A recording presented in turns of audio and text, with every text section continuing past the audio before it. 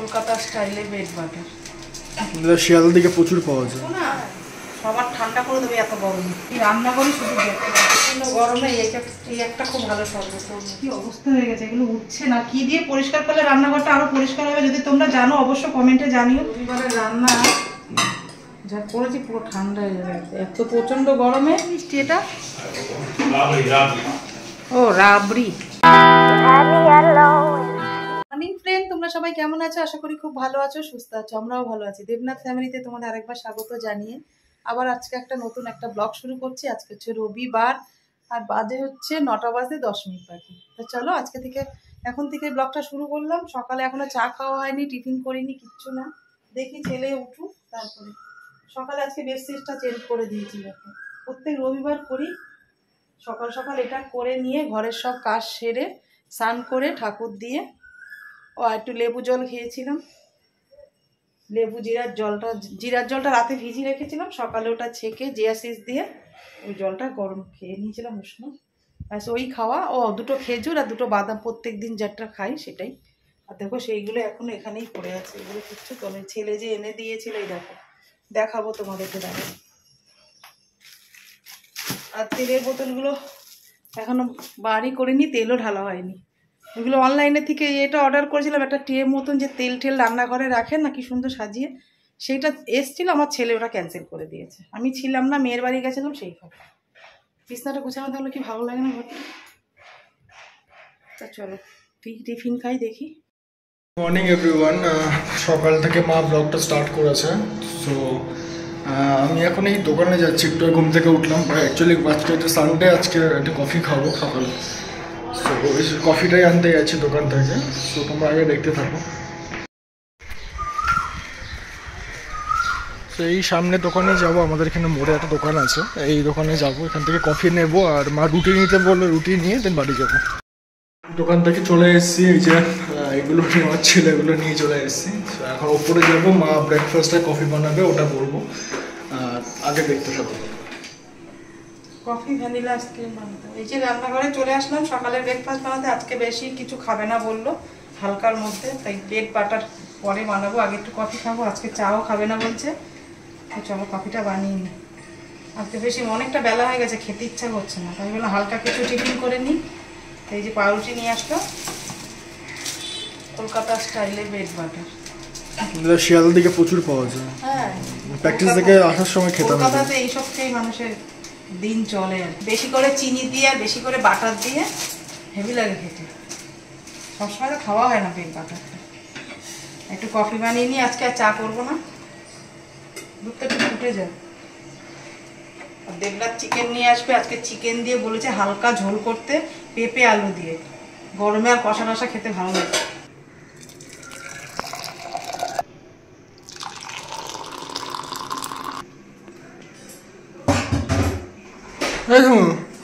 খাবি না ওই বল্টু? খাবি বিস্কিট? খাবি তাই? বিস্কিট খাবি তাই?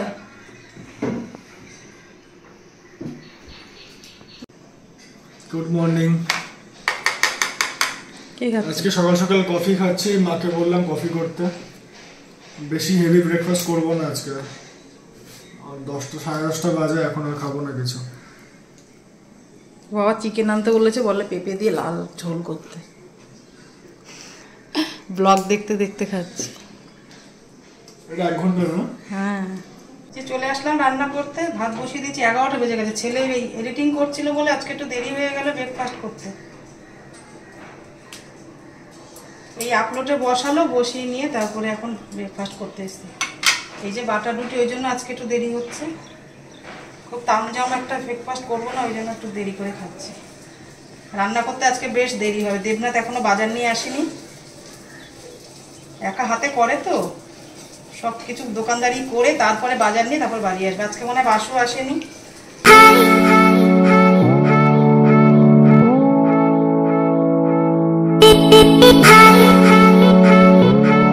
ভারে চা, একদম ঘন দুধের ভারে চা, আর এরকম বাটার রুটি বেশি করে চিনি দিয়ে। সিম্পল একটা ব্রেকফাস্ট আমার রেডি হয়ে গেছে। একটু আপেল রেখেছি, আর কিছু আজকে খাওয়া যাবে না, অনেকটা বেলা হয়ে গেছে। চলো আগে খেয়ে নিই।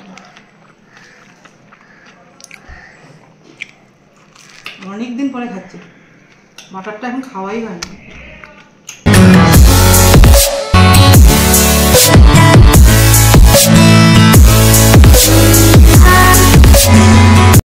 ওই যে দেবনাথ বাজার পাঠিয়ে দিল, এই দেখো কি কি পাঠিয়েছে। এই যে মাংস আর চিংড়ি মাছ, এগুলো সব ধুয়ে রেডি করে নিয়েছি। পেঁয়াজ, মুগ ডালটা শেষ হয়ে গেছে, এটা আর কিছু মশলা। আজকে এমন মাংস রান্না করব না, সবার ঠান্ডা করে দেবে এত গরমে। কি রান্না করি শুধু দেখতে। এই যে লাউটা কেটে নেবো।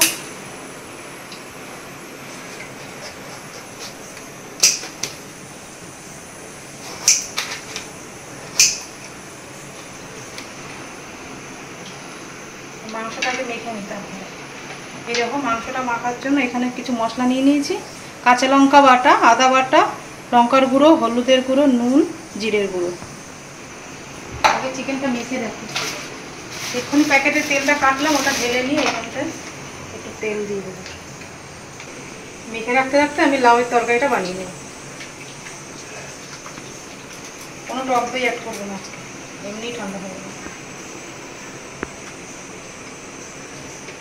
আর স্যামের চিকেনটা প্রেশার কুকারে হচ্ছে।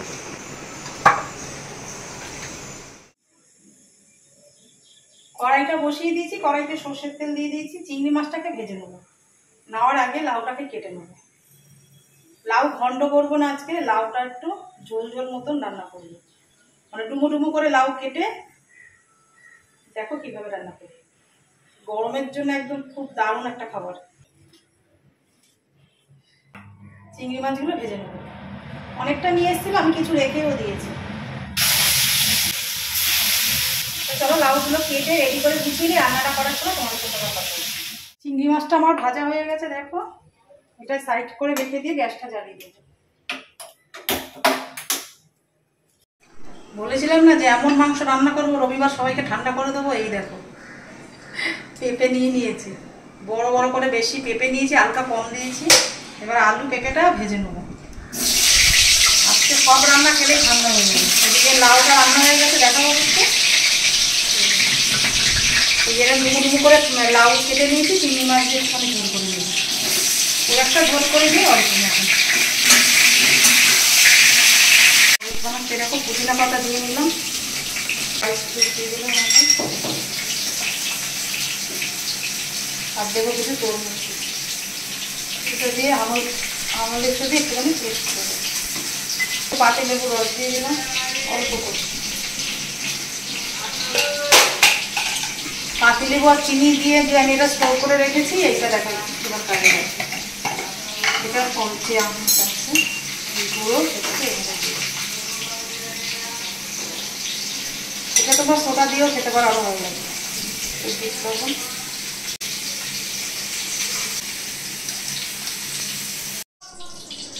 প্রচন্ড গরমে এই একটা খুব ভালো শরবত। তরমুজের পুদিনা পাতা আছে, সব আছে।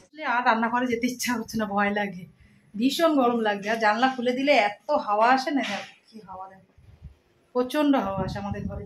দুটো জানলা তো খুলতেই পাই না, পাশাপাশি বাড়ি তো বুঝতেই পারছো, ওই জন্য জানলা খুলি না।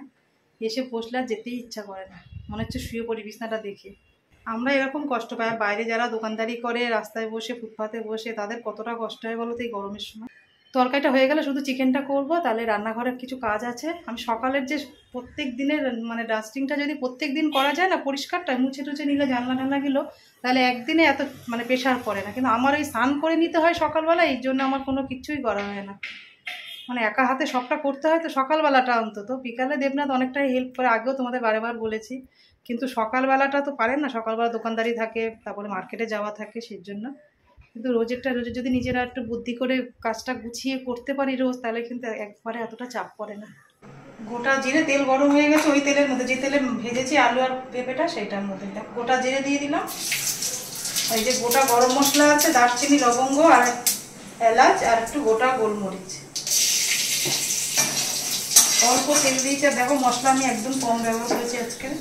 একটা টমেটো, দুটো পেঁয়াজ দিয়েছি।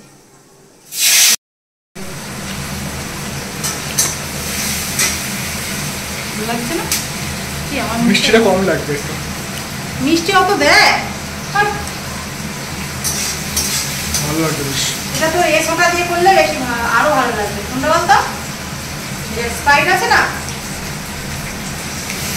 ওটা দিয়ে বানাতে হবে বড়।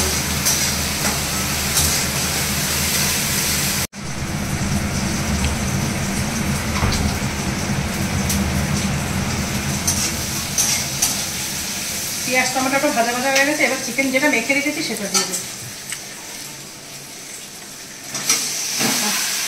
আলু আর পেঁপেটা ভেজে আগে থেকে দিয়ে দিয়েছি। যা যা রান্না সবটাই আমার হয়ে গেছে, হয়ে দেখো সবটা খালি করে নিয়েছি। রান্নাঘরটা একটুখানি ভাবছি কি ডিপ ক্লিন করবো, একটু পরিষ্কার করবো, অনেকদিন ধরে করা হয় না। এই দেখো একটু তেল চিটে হয়ে গেছে, একটু সার্ফ দিয়ে করবো, আর কিছু কেনা নেই। আর কি দিয়ে পরিষ্কার করে খুব ভালো হয় তোমরা যদি জানো অবশ্যই আমাকে কমেন্টে জানিও যে রান্নাঘর ক্লিন করার জন্য কি লাগে।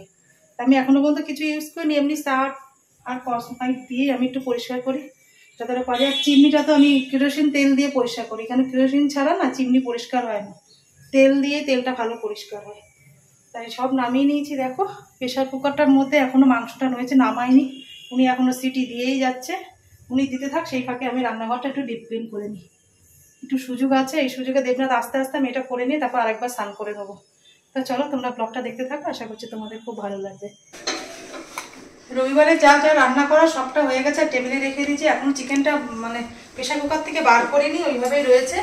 এখন মানে এতক্ষণ ভাবলাম যে দেবনাথ আস্তে আস্তে আমি রান্নাঘরটা একটু ক্লিন করে পরিষ্কার করে নিই, অনেকদিন ধরে করা হয় না। আর রান্নাটা হয়ে গেছে, আর দেবনাথ আসতে এখন দেরি আছে, সেই ফাঁকে আমি একটু এই রান্নাঘরটা পরিষ্কার করে নিই। দেবটা বেজে গেছে, এখনো ঠাকুর দেওয়া হয়নি, দেবনাথ এসে ঠাকুরটা দিয়ে দেবে। আর বিকালে একটু ভাপা দই বানাবো, ওই জন্য সব কিছু আনতে বলে দিলাম। দই টই সবই আছে, একটু কনডেন্স মিল্কটা শেষ হয়ে গেছে, সেটা আনাবো। তাই ফোন করে বলেছি নিয়ে আসতে আসতে ততক্ষণ রান্নাঘরটা পরিষ্কার করে। আর তোমার কালকে সোমবার আছে, ওই জন্য একদম পুরো পরিষ্কার করে রেখে দাও, বিকালে আর কোনো পেঁয়াজ রসুন ছোঁয়া লাগাবো না, সেই জন্য একটু পরিষ্কার করে। তো চলো তোমরা ব্লগটা দেখতে থাকো, আশা করছি তোমাদের ভালো লাগবে। অবস্থা হয়ে গেছে, এগুলো উঠছে না। কি দিয়ে পরিষ্কার করলে রান্নাঘরটা আরো পরিষ্কার হবে যদি তোমরা জানো অবশ্যই কমেন্টে জানিও। স্নান করবো তো বিকালে, হয় এগুলো সকালে স্নান হয়ে যায় তো, সকালে আর করা যায় না তো। আমি তো শুধু সার্ফ দিয়েই পরিষ্কার করি। যদি তোমরা যদি জানো যে কিছু দিয়ে পরিষ্কার করে সাদা সানমাইকার এগুলো ভালো থাকবে, তাহলে অবশ্যই আমাকে কমেন্টে জানিও। রান্নার ফাঁকে ফাঁকে একটু সময় রান্না করে এগুলো করা যায় না, সকালবেলা ঠাকুর দিতে হয় বলে আমার তো সকালে কোনো কাজই হয় না। এগুলো সকাল সকাল করে একটু বেলার দিকে স্নান করতে পারলে এই কাজগুলো সব বেলাতেই হয়ে যায়। কিন্তু এই যে আমার এখন স্নান করতে হবে, এইসব করে নিয়ে তারপরে, ওই জন্য ভাবলাম একবারে পরিষ্কারটা করে নিই। তো চলো আমি পরিষ্কারটা করে নিই, স্নান টান করে খাওয়ার সময় তোমাদের সাথে আবার কথা হচ্ছে। এবারে রান্না যা করেছি পুরো ঠান্ডা হয়ে যাবে, এত প্রচন্ড গরমে। একদম পাতলো ঝোল, পেঁপে কাঁচকলা আলু, চিকেন দিয়ে আলু দিয়ে ঝোল, chicken leg piece. Chicken leg piece.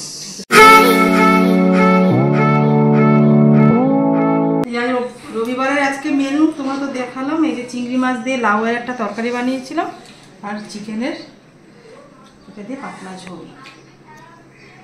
3টে পুরো বেজে গেছে, এবার ভাত খেয়ে প্রচণ্ড খিদে পেয়েছে। এই রান্নাঘরের কাজ সেরে একটু আগেই স্নান করে আবার চলে আসলাম। দেবনাথ এসে ঠাকুরটা শুধু দিয়ে দিল, ইচ্ছা করে দেরি করে আসে রোববারে। রোববারে সেরকম কাজ থাকে না কিন্তু দোকানে, বাড়িতে আসলে যদি কাজ করতে হয় ওই জন্য। সত্যি কথাই বলি, বেশি চুপ করে থাকবে। আমি ভাবছি মানে এই আসবে এই আসবে, ওপরে উঠেছি আমি, যদি পড়ে গিয়ে আমার হাত পা ভেঙে যেত, আমার দায় কে নিত। গরমে ভোট হয়